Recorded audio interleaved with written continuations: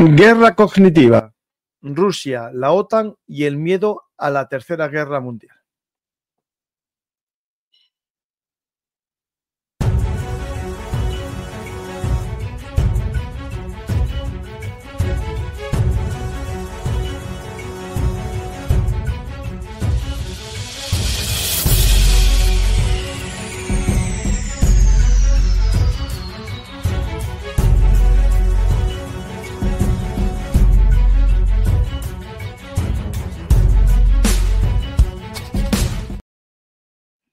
Hola a todos, bienvenidos a Bellum Artis, actualidad militar y geopolítica. La guerra moderna ya no solo se mide en carros de combate, cazas y misiles, se mide también en el relato, la lucha por la mente humana. Pues hoy vamos a hablar justamente de algo que viene en relación, ¿no?, con el vuelo de 19 drones rusos sobre territorio polaco, 3 MiG-31 sobre las aguas territoriales de Estonia. Alguien dirá, ¿pero qué tiene que ver esto con la guerra cognitiva? Pues a lo mejor tiene que ver mucho con un objetivo, que es crear miedo, evitar la ayuda a Ucrania o meterse más en el conflicto con Rusia, porque la guerra está perdida ya de antemano y ¿para qué nos vamos a meter? Básicamente, lo que estamos asistiendo probablemente con los vuelos de estos drones y estos aviones es a un tema de cuidadín, que Rusia se está enfadando con nosotros y como va a ganar seguro la guerra y nos puede destruir, mejor dejamos de apoyar a Ucrania, entregamos los países que llaman algunos Chihuahua, es decir, los países bálticos, y bajamos la cabecita porque vamos a perder, ¿no? Y esto no es sin querer, es decir, esto forma parte de lo que se llama la guerra cognitiva, el campo de batalla en el que no solo se habla de los bulos y las fake news, sino de algo más importante, yo creo, es el conjunto de herramientas diseñadas para alterar la percepción del adversario en un conflicto. Y esto es lo que es la guerra cognitiva, es decir, crear en nosotros un marco mental en el que demos por perdida la guerra. ¿Para qué combatir si ya vas a perder? Y por lo tanto, poco a poco, hacer que Occidente tome las decisiones que Rusia está dirigiendo. Es decir, por un lado, asumir el relato ruso, asumir que es una guerra perdida de antemano y que mejor no luchar y por lo tanto darle la razón a Rusia. ¿Cómo se genera esta guerra cognitiva, ¿no? ¿O cómo empezamos? Pues me voy a basar en un informe del Instituto de Estudio de la Guerra estadounidense de enero del 2025, perdón, en el que nos va dando una descripción de las características principales de la guerra cognitiva rusa. Importante, no solamente rusa. Estamos viviendo una guerra cognitiva por parte de Irán, por parte de Corea del Norte, por parte de China. Alguien dirá, también Occidente lo hace. Sí, pero no con la misma fuerza o intensidad. De hecho, no la hacemos ni la suficiente para luchar contra la guerra cognitiva de los enemigos de la democracia, ¿no? Pues tenemos unos elementos. Voy a intentar ir enumerándolos para que los veamos. Primero, para Rusia, la guerra cognitiva es un método de guerra. Un método de guerra en el que se centra que la idea base es de que la guerra se puede ganar o perder en la mente del oponente.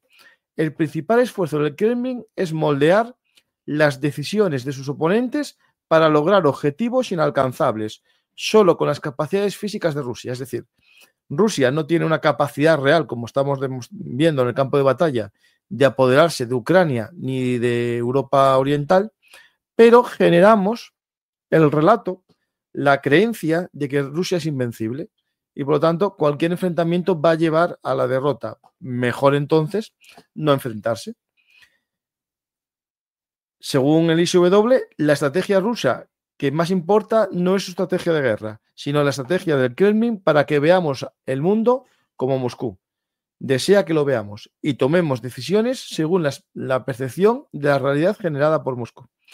Siguiente, para Rusia, la guerra cognitiva es también un frente interno, es el sistema de gobierno de Rusia, ¿no? El Kremlin ha estado librando en su propio territorio una guerra de la información dentro de Rusia, controlando desde el comienzo del mandato de Putin y ya previamente, en la época soviética, lo hereda Putin, un control de los medios de comunicación, del relato y, por lo tanto, del pensamiento de los habitantes.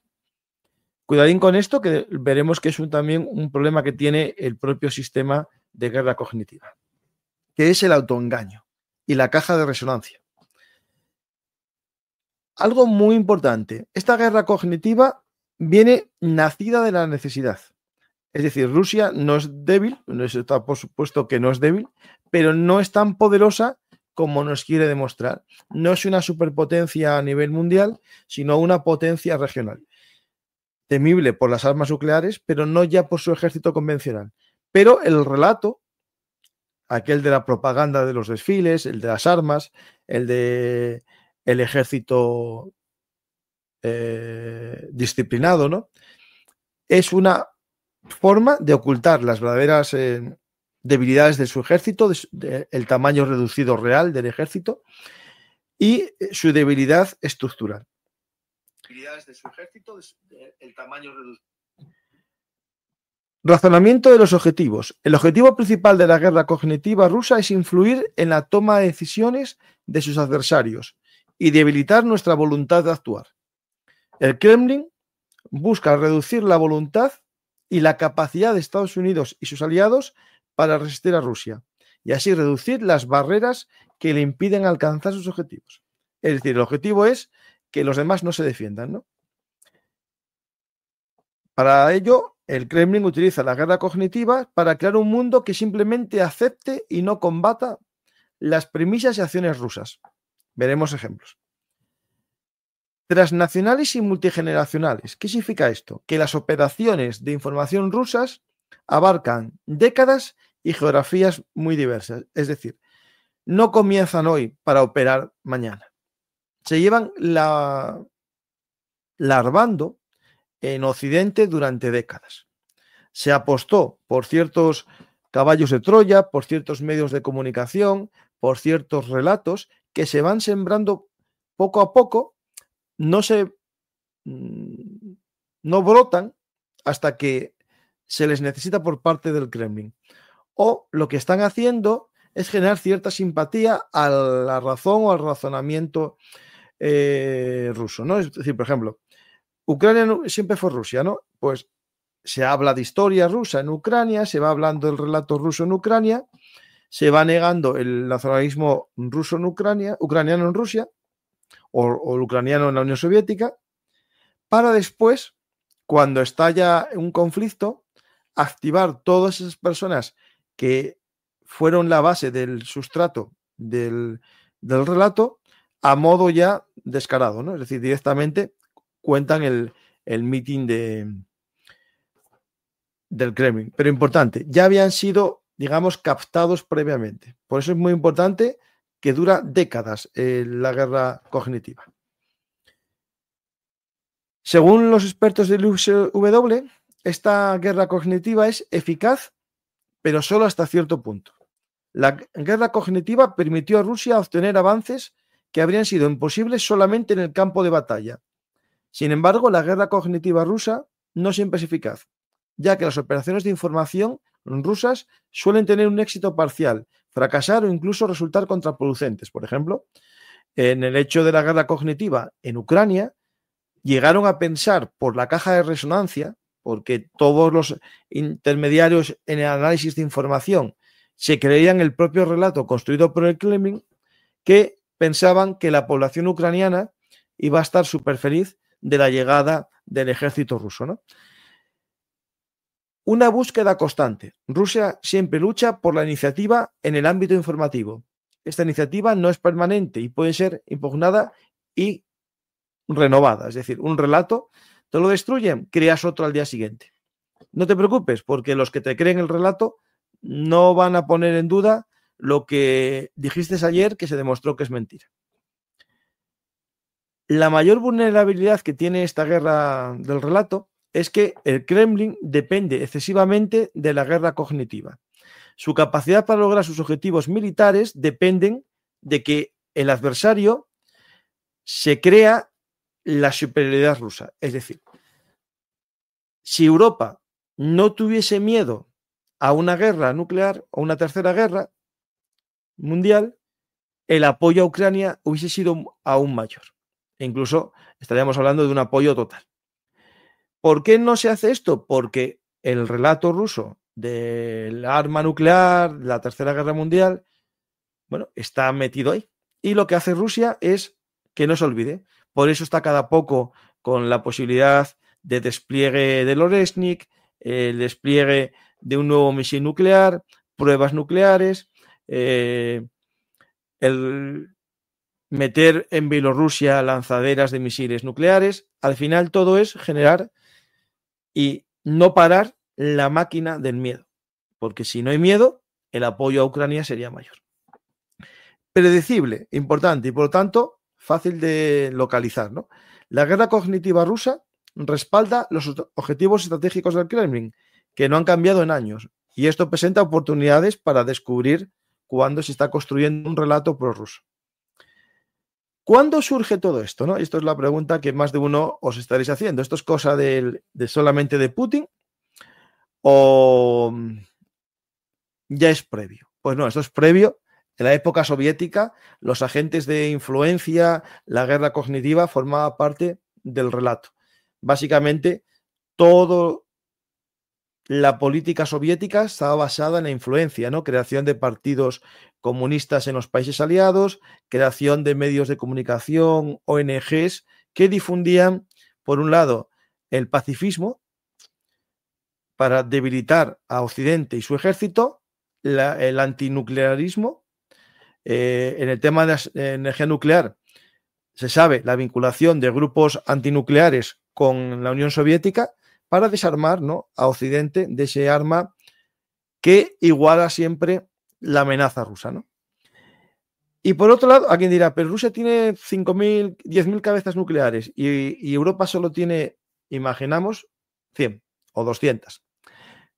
Ya, pero con 200 destruyes toda Rusia y con 10.000 destruyen toda Europa. A mí con que la destruyan una vez no me importa que la destruyan 10. A ver si entendéis lo que os quiero decir, ¿no? Para entender la guerra cognitiva hay que viajar a los años 60.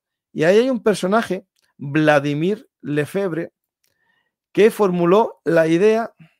Pero voy a poner una foto de él porque es un personaje. A ver si lo encuentro.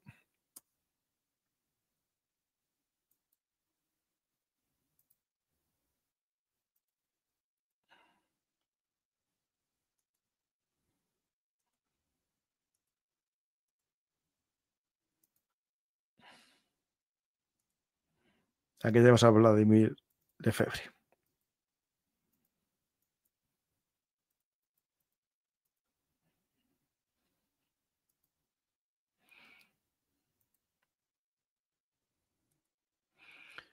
Bueno, Vladimir Lefebvre, para que lo tengáis un poco aquí, psicólogo y matemático soviético y estadounidense, de las dos nacionalidades. Él nos cuenta, ¿no?, en qué se basaba, ¿no?, el pensamiento de la guerra cognitiva soviética, ¿no? Básicamente, la idea se basa en el control reflexivo, ¿no? ¿Qué proponía este pensamiento del control reflexivo, ¿no? Influir en el adversario no diciéndole qué hacer, sino introduciendo premisas falsas en su razonamiento para que él mismo llegara a la conclusión favorable al incitador. Es decir, yo no te voy a decir lo que tienes que pensar, te voy a meter información para que llegues a la conclusión que yo quiero que llegues. Y en eso se basa básicamente toda esta guerra cognitiva. No te dicen, no, miedo a la tercera guerra mundial, sino que te dicen, arma nuclear, Oreshnik, ayuda a Ucrania. Pues no hace falta ser muy listo para decir que se va a armar la de Collier. Y por lo tanto, nadie te dice que lo que tienes que pensar, pero tú vas a pensar lo que quiero que tú pienses, ¿no?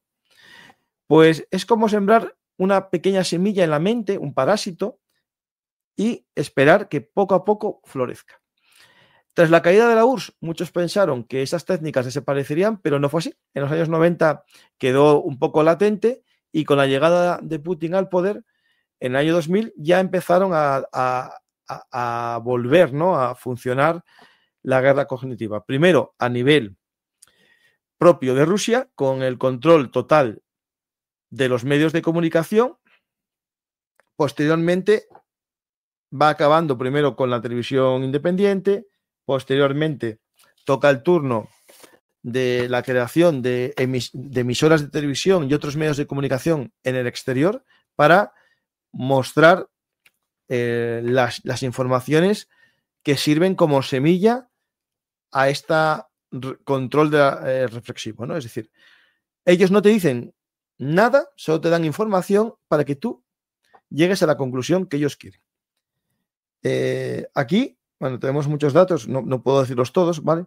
Por ejemplo, un ejemplo, ¿no? La guerra cognitiva en la práctica, tenemos el ejemplo en el 2014 con el Donbass, ¿no?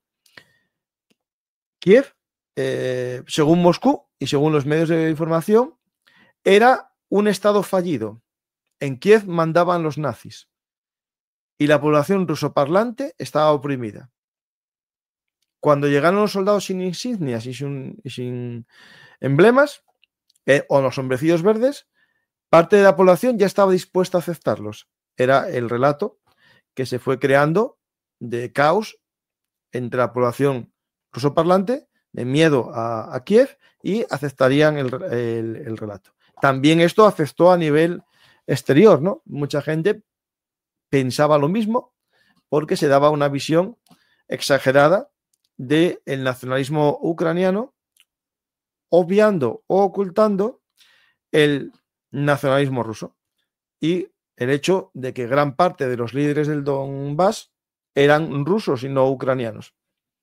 Y no ucranianos rusos, no, rusos totalmente, como Girkin o Motorola. En 2022, esta invasión, ¿no?, a gran escala fue justificada con otra premisa falsificada o fabricada, que la entrada de Ucrania en la OTAN suponía una amenaza existencial para Rusia, algo que está demostrado que no era el objetivo de Ucrania, porque la OTAN tiene carácter defensivo. Y tampoco era la mayor preocupación de Rusia, porque la entrada de Finlandia y de Suecia no supuso un ataque a estos dos países antes de unirse. Por lo tanto, el relato de que la OTAN era el peligro es falso. La realidad es que Rusia quería anexionarse el territorio ucraniano por nacionalismo, porque era suyo históricamente y lo quieren volver a recuperar. E incluso por etnia, porque consiguen población étnicamente ruski. También, por ejemplo, esta manipulación o esta guerra mediática se emplea en negar crímenes como, por ejemplo, las matanzas en marzo de 2022 en Bucha. Es negar lo evidente, lo que todo el mundo ve, lo vemos todos. Ellos dicen que era un montaje ucraniano. Sus altavoces repiten el dato y van mostrando una información que por lo menos, aunque no pueda vencer porque es falsa, va a ensuciar la realidad histórica y sembrar duda sobre un hecho. No pueden negarlo porque fue cierto, pero pueden ocultarlo. Aparte, emplean todos sus medios. Por ejemplo, el hecho de que tienen derecho a veto en el Consejo de Seguridad de la ONU sirve para que digan no hay ninguna declaración del Consejo de Seguridad diciendo que hubo un crimen contra la humanidad en Bucha. ¿Cierto? Lo puedes vetar tú mismo. Otro ejemplo, las armas nucleares.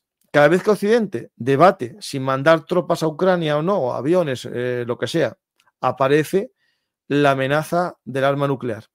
Últimamente, ese Oreshnik, ¿no?, aparece cada poco. El caso de los drones lo vamos a ver después porque creo que es importante explicarlo. Bueno, básicamente lo explico ahora mismo. El caso de los drones y del avión MiG, y los aviones MiG-31 tiene varias posibilidades, ¿no? La primera, que ya la dejé caer muchas veces, la idea de ver el tiempo de reacción, ¿no?, de la OTAN, explotar las divisiones internas en la OTAN, pero la más importante desde el punto de vista de la guerra cognitiva es instalar el miedo a que si seguimos ayudando a Ucrania puede haber una tercera guerra mundial y por lo tanto los países bálticos van a ser invadidos por culpa de la guerra en Ucrania, cuando la realidad es que los países bálticos van a ser invadidos posiblemente por el ultranacionalismo, porque para el ultranacionalismo ese territorio fue ruso y seguirá siendo ruso si es posible. Ideas que repite el relato, ¿no? Ayudar a Ucrania es peligroso, cada dron o avión que entra en Polonia o Rumanía o Estonia puede llevarnos a la Tercera Guerra Mundial y mejor no escalar, bajamos la cabeza y achantamos. Pero la realidad es que esto es bastante habitual, estas incursiones. Pasó en Turquía, lo contamos, en Siria hubo muchos casos también entre Turquía, bueno, es el mismo conflicto, ¿no? Siria, Turquía, lo mismo. En la Guerra Fría hubo ejemplos de esto, aviones espía que volaban por el territorio de otro, y nunca se llegó a una guerra por un vuelo e incluso por un derribo. A mí me viene a la cabeza el derribo sin querer, pero hubo un derribo estadounidense de un avión iraní, si no recuerdo mal, en la guerra de Irán-Irak. Hubo el derribo de un avión civil porque se le confundió con un avión espía estadounidense y fue derribado por China también, si no recuerdo mal. Por lo tanto, derribos hubo por este tema de vuelos en zona, digamos, fronteriza y nunca nos llevó a una tercera guerra mundial. Como dice Garat, la guerra no comienza con una chispa, sino se crea una chispa para comenzar una guerra. Es decir, nuevamente, cuando en la historia vemos una chispa que comienza una guerra, suele ser una chispa que fue creada por el propio iniciador de la guerra, ¿no? Un ejemplo es el ataque a la emisora de radio polaca en Oswiecim, en la Segunda Guerra Mundial, que se hizo con prisioneros polacos en las cárceles. Bueno, los mataron, los dejaron allí como si fuese un ataque polaco, y también con miembros de las SS y de las SA disfrazados de soldados, ¿no? Pues la realidad es que no creo que vayamos a un escenario incluso por un derribo. De hecho, para romper este miedo a que un derribo nos lleve a una guerra, el primer ministro checo anima o advierte, mejor dicho, podemos decir, que Europa tiene que dejar de tener miedo y la OTAN tiene que dejar de tener miedo al hecho de poder derribar un avión ruso en territorio OTAN y que el próximo que entre se le advierta y sea derribado. Alguien dirá que eso es una locura, pero bueno, la realidad es que si lo dejas bien claro y haces una comunicación previa de que todo avión que entre y no salga tras los avisos sea derribado, bueno, pues no sería la primera vez ni la última. Ahí yo básicamente dice aquí, la violación del espacio aéreo es motivo para activar los mecanismos de defensa y por lo tanto derribar dicho avión. Eso lo dijo Peter Pavel, el primer ministro checo.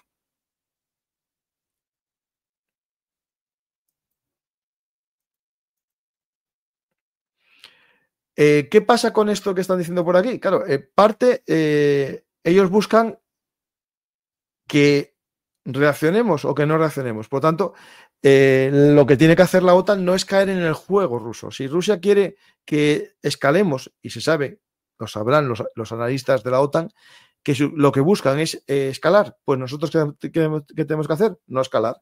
Si lo que buscan es atemorizar a la población europea y que deje de apoyar a Ucrania, pues lo que tenemos que hacer es dejar bien claro que no tenemos miedo y a lo mejor para ello se derriba el avión. No sé si entendéis lo que os quiero decir. Lo que hay que hacer con este tipo de relato es romperlo. Es decir, hacer lo contrario que buscan ellos con el relato.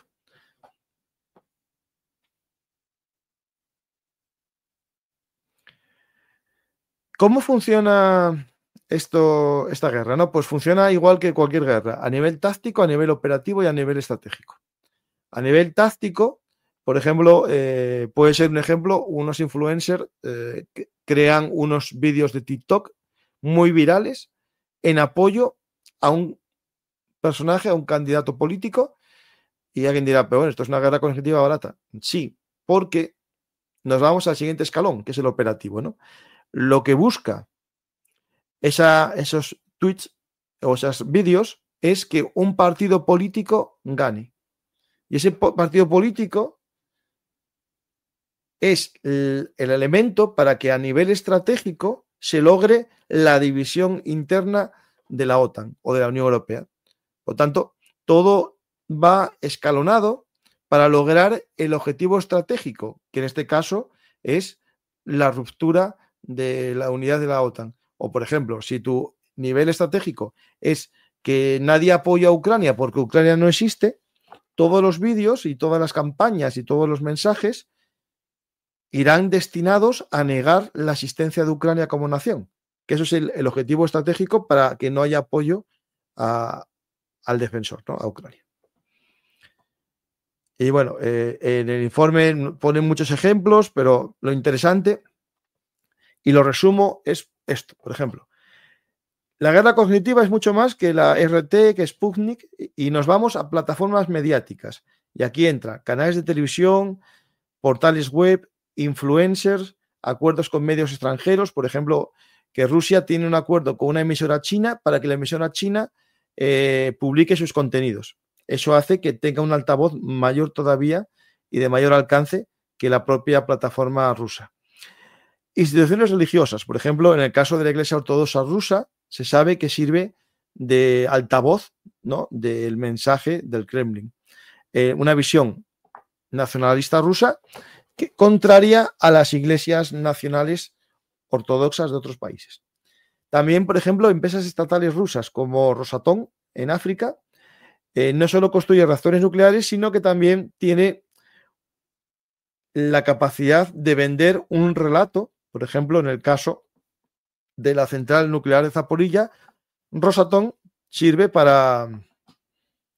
hoy podremos hacer preguntas, sí, el cajetín de preguntas, sí. Sí, hay cajetín, sí. ONGs y organismos culturales. Se crean fundaciones de amigos de Rusia que a su vez crean una red de personas a las que en época previa a la guerra le dieron premios, le dieron regalos y después se lo cobran como obligándoles a que transmitan o no obligándoles, dándoles la información para que transmitan el relato, ¿no? Individuos clave, hay muchos, pero se habla de dos personajes, Konstantin Malofev, que es un oligarca ultranacionalista ruso, y es usado para movilizar a los sectores más conservadores en el interior de Rusia. Y Kirill Dmitriev, que es un tecnócrata formado en Stanford y enviado a hacer entrevistas internacionales para dar credibilidad, ¿no?, a la narrativa rusa. Y después de partir de ahí, hay un crisol de periodistas, influencers. Por ejemplo, sabéis que hay un español que se llamaba Desinformación Rusa, algo así creo que se llama, está en orden de búsqueda y captura por los tribunales españoles, vive en Rusia y está buscado por desinformación y terrorismo. Bueno, la vulnerabilidad rusa es importante entender que el propio relato te puede hacer pensar que eres más fuerte de lo que eres realmente, y a Rusia algo le pasa de eso, ¿vale? Y bueno, si queréis pasamos a las preguntas. Como siempre, os dejo 3 preguntas para que os las hagáis. ¿Somos demasiados vulnerables en Occidente por nuestra libertad de expresión? ¿Podemos construir un escudo cognitivo en Europa y en los países democráticos en contra del relato? No solo rusos, sino de todas las naciones o estados que juegan con la autocracia como estímulo, ¿no? Es decir, cada vez más se oye y se repite que la autocracia es más eficiente y menos corrupta que la democracia. Y yo tengo mis dudas en otros aspectos. ¿Hasta qué punto estamos ya siendo víctimas de esta guerra sin darnos cuenta. Alguno dirá que yo soy parte de la guerra cognitiva. Yo soy un guerrillero, porque no formo parte de ningún ejército. Pero bueno, sí sería cierto. Yo soy parte, como influencer, de una guerra cognitiva. Y un mensaje final para que reflexionemos. La batalla decisiva del siglo XXI puede no librarse en los campos de Ucrania, ni en el mar de China, sino en nuestras cabezas. Porque quien controle la percepción de la realidad controla el futuro. Esto es muy importante. El que controle el pasado hará el futuro, ¿no? Y en este libro que tengo aquí, que saldrá dentro de poco, os cuento claves para entender este mundo que nos ha tocado vivir. Ahí lo dejo y espero que cuando salga os animéis alguno a leerlo. Vamos a las preguntas que tengáis por ahí. La batalla cultural, sí, es cierto, también es parte de la guerra cognitiva. Es cierto, sí, pero ahí en la batalla cultural también entra lucha interna entre distintas corrientes democráticas, ¿no? En un país democrático puede haber una visión más progresista y una más conservadora. El problema que me preocupa a mí no es que yo y otra persona en España pensemos distinto, es la gracia de la democracia. La democracia se basa en eso, en pensar distinto y respetar el pensamiento de los demás. El problema es cuando un agente externo se adentra en otra sociedad para aumentar las diferencias y romper la sociedad. Es decir, la guerra cultural forma parte de la historia de la humanidad. Lo que es peligroso es que alguien incite a la guerra cultural en otro país. Es decir, que emplee las diferencias internas para romper un Estado, normalmente una democracia, porque las dictaduras para esto son más monolíticas, ¿no? No te dejan que haya debate ideológico. Los chinos no están haciendo lo mismo, sí, lo mismo y a gran escala. Los chinos no están empleando a Rusia como su brazo armado. Bueno, en algunos elementos podemos decir que son el peón de China, sí, o el mamporrero, sí. Los propagandistas rusos dicen, esto no sale en los medios, como si ellos no fueran un medio en YouTube, y tienen miles de visitas, cierto. Dicen eso no sale en la tele, cuando realmente, ¿cuánta gente ve ya la tele? Efectivamente, tienes toda la razón, Javi. Hay como una especie de... Hay dos cosas, ¿vale? Hay una cosa que funciona muy bien en YouTube, que es exagerar la exclusividad de una noticia. Noticia exclusiva, sois los únicos que os vais a enterar. Pero por favor, si lo que estás diciendo está en Twitter desde hace 2 días, lo sabe todo el mundo. Pero pega, porque hay mucha gente que no profundiza en la información, se queda solamente con los vídeos o con las noticias de los telediarios, ¿no? Pero funciona mucho en decir exclusiva para vosotros. Os lo quieren ocultar. Lo que nadie quiere que sepas. Bueno, no es así. Nadie te lo impide. De hecho, estás en YouTube, en una plataforma estadounidense, dando contenido en contra de los intereses de Estados Unidos. Por lo tanto, el victimismo forma parte también del relato. Somos un grupo perseguido por la mayoría. Por lo tanto, nos tenemos que unir, ¿no? Y Rusia es nuestro salvador, ¿no? Eso funciona también mucho. Pero es cierto. De hecho, no es por nada. Tienen más visitas en proporción los canales prorrusos que los canales prooccidentales. Ahora llegará alguien a decirme que lo que yo quiero es visitas. No. Yo estoy diciendo una verdad. Lo que no sé es cuántas de esas visitas son orgánicas y cuántas son de otro tipo, ¿no? Esos bots famosos que cada vez que veo un vídeo yo alucino más con los bots. A ver si encuentro un vídeo. Hay uno de...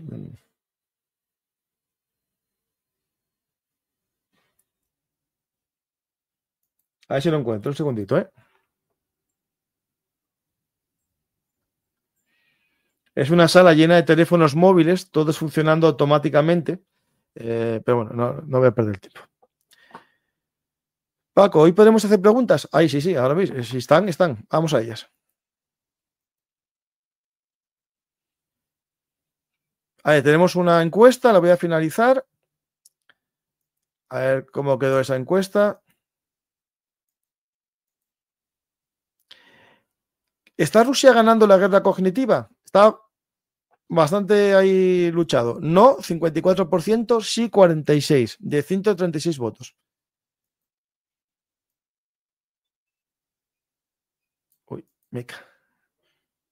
Uy, borré las preguntas, perdonadme. Meca, perdonadme. Vuelvo a poner las preguntas, escribirlas.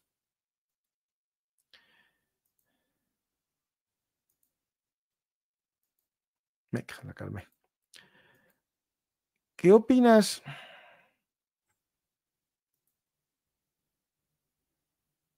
¿Qué opina de la reunión de propagandistas rusos en Rusia, españoles como Gisbert? Sí, sí, sí, sí, lo vi. Vi a Gisbert en Rusia y le entrevistaban diciéndole que por qué defendía a Rusia y él decía que era por la libertad, ¿no? Bueno, no sé, yo lo veo difícil, ¿no? Argumentar la defensa del concepto de libertad apoyándote en Rusia, ¿no? Bueno, o los valores, ¿no? Bueno, los valores, yo tengo mis valores, pero ¿los tengo que imponer a los demás?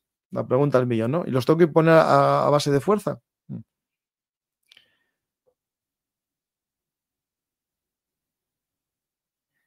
En esa reunión yo solo vi a Gisbert, a ver si encuentro alguno más, pero alguno más español, que sepan, no, ¿no? Bueno, estará Pavel, el Pablo. Se refieren a este Festival Mundial de la Juventud, se llama la reunión. Y ahí, ¿quién estuvo? Estuvo Mikhail Sinchuk, cabeza de Ribar. Ribar es uno de los 1000 bloggers así, los que siguen la guerra de Ucrania. Grigori Azarinok, bielorruso, y Gisbert, experto legal, abogado y activista por la libertad política en España.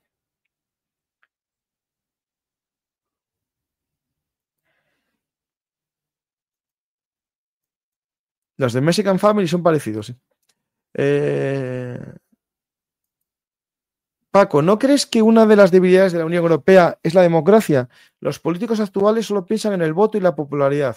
A ver, cierto, porque hay pocos hombres de Estado, pero para mí la democracia a la larga siempre es una fortaleza, no una debilidad. La historia nos demuestra que en las guerras vencieron, en las últimas guerras del siglo XX, vencieron más veces las democracias que las autocracias o que los gobiernos autoritarios. ¿Es la guerra cognitiva rusa el arma silenciosa que con narrativa, bots, polarización, medios e influencers han abierto más grietas en Occidente que cualquier misil? Sin duda ninguna. Todo el relato hace más daño que un misil, porque el misil solo es respondido con otro misil si hay una voluntad de lucha. Si tú eliminas la voluntad de lucha mediante el relato, no va a haber una respuesta. No, esta camiseta no es nueva. Esta es la primera camiseta que hice. La encontré, la encontré tirada en el armario y me la puse. Esta es la primera camiseta que hice de Bellum Artis. Y yo creo que no sé si está a la venta, pero bueno, está ahí. Va a haber una sorpresa de frente de batalla, ya os lo digo yo. Y espero que os guste con este.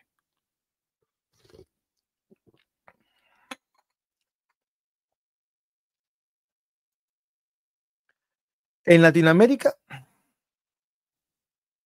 sufrimos mucho eso. Te cuento que mi padre no tenía otra cosa que no fueran libros comunistas para leer. A ver, claro, es decir, eso se llama el sesgo de percepción. Todo el mundo, alguien me dirá que yo también, tendemos a leer aquello que no confronta contra nuestro pensamiento para estar más tranquilos, ¿no? El sesgo de confirmación existe. El problema es que ahora con Internet es mayor aún, porque el algoritmo de YouTube o de Twitter te da aquello que te gusta para que estés enganchado en la red social. Y eso es un peligro para las democracias, porque aumenta la polarización.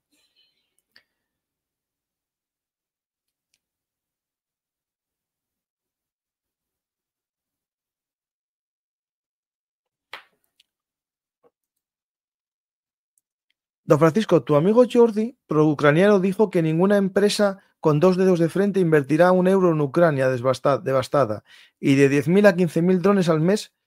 Sé sincero. A ver, yo soy sincero. En una Ucrania en guerra, no.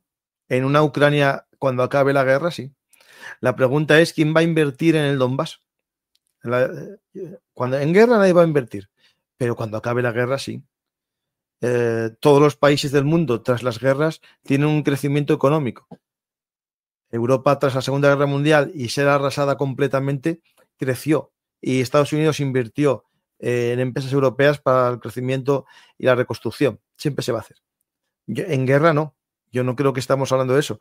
Pero incluso en guerra ahora mismo, Rheinmetall tiene una fábrica, Bayastar tiene una fábrica en Ucrania, varias empresas polacas de madera tienen fábricas en Polonia, en Ucrania. España invierte y compra girasol y otros productos agrícolas. Bueno, a ver, yo creo que sí se va a hacer. En guerra no. En época de paz. Los británicos acaban de aprobar un tratado de cooperación y defensa con Ucrania y una de las premisas es la inversión británica en tierras raras y minería en Ucrania. Sí que va a haber inversiones cuando acabe la guerra, claro.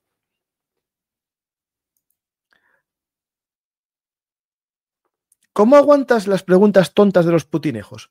Son insoportables, son insoportablemente bobos y cansan mucho. A ver,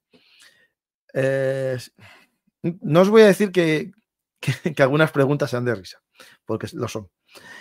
Yo a mis alumnos siempre les digo, y les decía mucho, y les diré, no hay pregunta tonta sino respuesta. Ellos hacen una pregunta que puede servir para aclarar una duda o despejar un pensamiento preconcebido, ¿no? Es decir, que una persona tenga un pensamiento puede ser por culpa de una información errónea. Yo le voy a confrontar con otra visión, para mí, más real, más certera, de lo que está sucediendo. Y una persona normal, cuando a su visión le enfrentan otra, puede decir, espera, voy a buscar información y a ver si aquí mi verdad es una verdad absoluta o no es una verdad. Yo creo que por eso me gusta responder a sus preguntas y a sus comentarios, porque en algún caso puede servir para que alguno dude de su visión. Por ejemplo, cuando alguien ve en internet un programa que tiene 1.000.000 de visitas y dice arma nuclear no radioactiva y la gente va a ver el vídeo, pues yo creo que es importante que entiendan que eso es como decir un tonto inteligente, ¿no? Es contradictorio, por no decir imposible. ¿Con Rusia no crees que no vale las buenas formas? Bueno, no os voy a decir que no. Hay culturas que solo piensan en la fuerza como vía, ¿no? ¿No será que la censura aplicada a los medios rusos termina atrayendo a más gente que la misma propaganda? A fin de cuentas, lo prohibido tiene su atractivo. Bueno, ahí no te puedo decir que no. No te voy a decir que no, que lo dije yo, básicamente. Lo oculto, lo secreto, lo que no nos quieren contar, lo prohibido, atrae. Pero el mensaje llega igual. Es decir, el hecho de que RT no eche en España no significa que no nos llegue su contenido. Su contenido nos llega igual por otras vías porque lo que hacen es usar a sus altavoces. Al final es imposible censurarlo. Lo que no se hace es dejar emplear un arma del ejército mediático ruso en tu territorio. Apáñatelo tú para que llegue. Es decir, yo entiendo que Russian Today, Sputnik, son medios del Estado, no son una empresa privada que coincide, ¿no?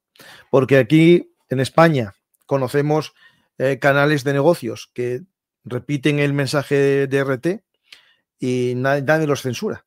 ¿Por qué? Porque no son RT. Son una empresa privada que, bueno, por X motivos reproduce un contenido. Francisco, ¿para ti cuál es la forma de acabar esta guerra? ¿A Rusia le importa desgastar a Ucrania y lanzar bombas? FAB, sí, no le importa. ¿Tú crees que hay algún país que lo resista?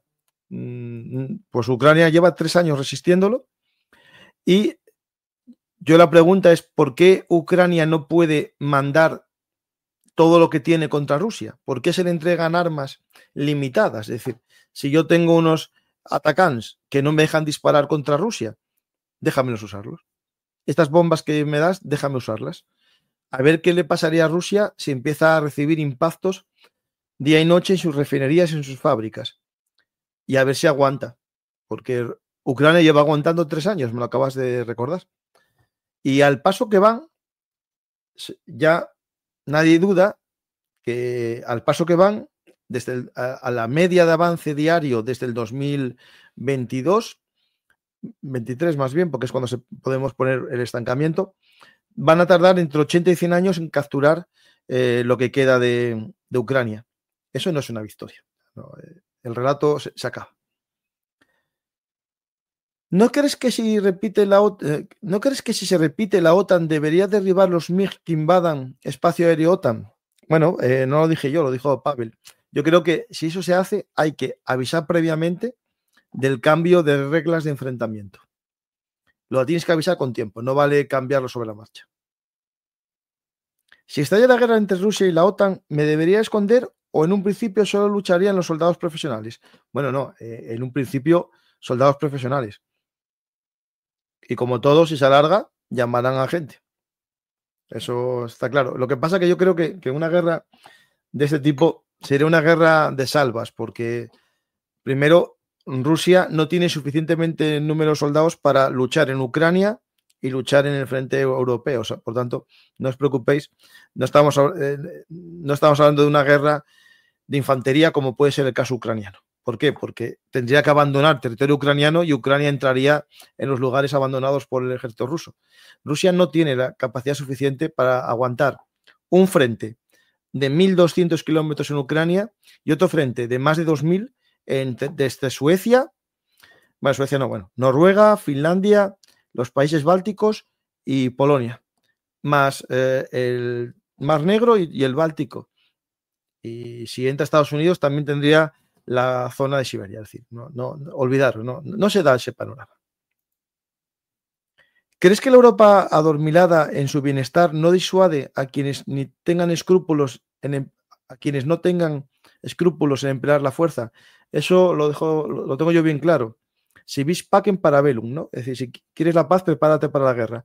Vivimos de la paz, que está muy bien, y eso nos hizo olvidar la guerra y la maldad. Y mucha gente pensó que los conflictos desaparecerían si pones un ramo de flores en la boca del cañón del soldado, pero lo que no olvidas es que el soldado no quería disparar, por eso dejó que le pusieran la flor en el cañón. Si el soldado quiere disparar, no te acercas ni a 10 metros para poner la flor en el cañón. Y eso es algo que se nos olvida. Mucha gente llevada incluso por el relato prorruso, por la guerra cognitiva, se les lavó el cerebro para que se ablandase tanto la sociedad que cuando hubiese un conflicto nadie luchase. Y ahora, por suerte para los europeos, la llegada de la guerra de Ucrania hizo espabilar y ganar tiempo.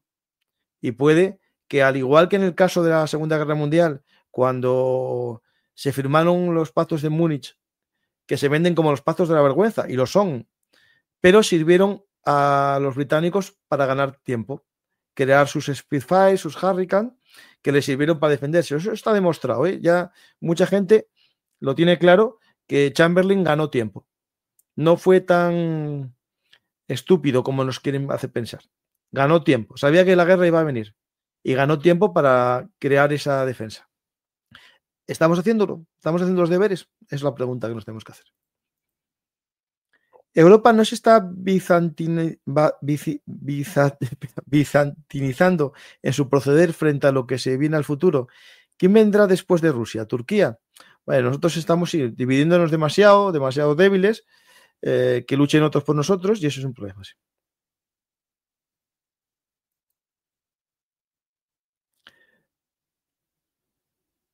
Paco, ¿Ucrania aún tiene ofensiva en la recámara? ¿Se gastará previamente a un posible acuerdo de alto el fuego? A ver, Yo una gran ofensiva no la veo a día de hoy. Veo, en primer lugar, recuperación de territorio en Sumi, que está en marcha. Porque Sumi es una carta que tiene Rusia para extorsionar a Ucrania en el intercambio de territorios. Si Sumi lo recupera a Ucrania, no tiene esa baza ya. Posteriormente, Pokrovsk, que no caiga Pokrovsk, importantísimo. Kupiansk, intentar salvar Kupiansk, que ahora está en peligro.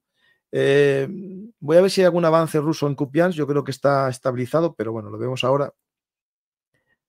Por tanto, para mí, más que una ofensiva, entiendo que lo que tiene que hacer Ucrania es no perder territorio. Y cada metro hacérselo muy caro a Rusia. Y que sea Rusia la que se desangre. ¿Para qué vas a gastar tus hombres si puedes matar más rusos sin poner en peligro a esos hombres, ¿no? Don Francisco, repito, después de que Rusia sobrepase todas las líneas fortificadas, estoy seguro que en menos de 2 años Rusia llegará muy lejos en el interior. Bueno, anda, 5 años, está bien. 2 años más, vamos bien. Para tu información, voy a ponerte un... para ti y para los demás, ¿no? Porque hay más gente que piensa lo mismo. Justo hoy retuiteé un vídeo de Clement Molin sobre algo que ya os conté muchas veces, el hecho de que esta guerra, todo lo que se ve es destruido y cómo se está enterrando, ¿no?, la guerra. Y bueno, estas son las líneas que está haciendo Ucrania últimamente.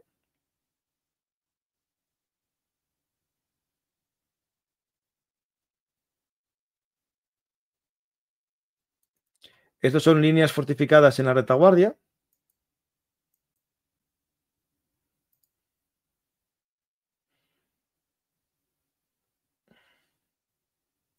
Y aquí tenéis un poco otras líneas defensivas que se están haciendo ya fuera del territorio de Donetsk. Por lo tanto, bueno, el hecho que lo que estás comentando no es del todo cierto, ¿vale? Ucrania está haciendo los deberes, pues acaso cae Donetsk, que lo veo difícil a día de hoy. Y también, incluso en el caso hipotético, que entreguen Donetsk en un acuerdo de paz. ¿Podrá Europa responder si gran parte de su industria ya está cayendo en control de capitales chinos? Pues no, pues un error grandísimo. Pues no, ahí estoy contigo, no. Y al igual que no podremos defendernos si dependemos para nuestra defensa de líneas de suministro controladas por un país rival, ¿no? Es decir, los productos estratégicos tendrán que estar fabricados en Europa. Y alguien dirá, Estados Unidos. Bueno, Estados Unidos es amigo, pero no es Europa. Por lo tanto, yo apuesto por líneas de suministro cortas que en caso de guerra no necesiten transporte marítimo a gran escala. Y con eso creo que estoy dando pistas de lo que pienso.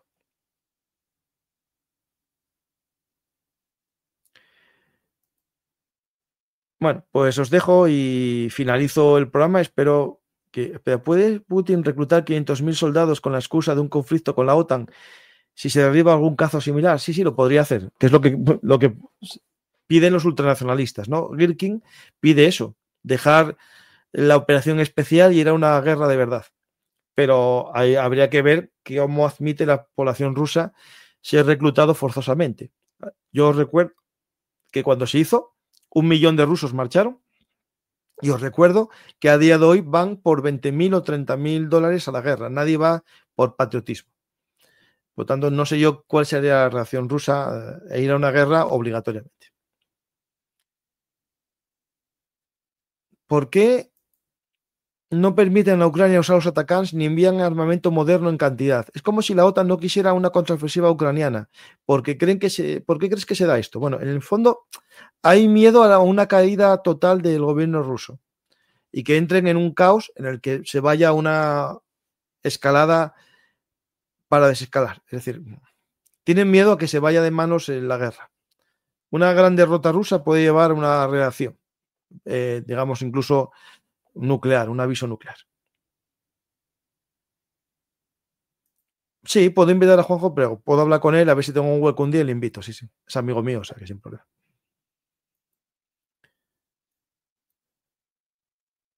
Pues muchas gracias a todos, espero que os haya gustado el programa y si es así, ya sabéis, dar a me gusta, dejar un comentario, compartir y, como no, suscribiros al canal.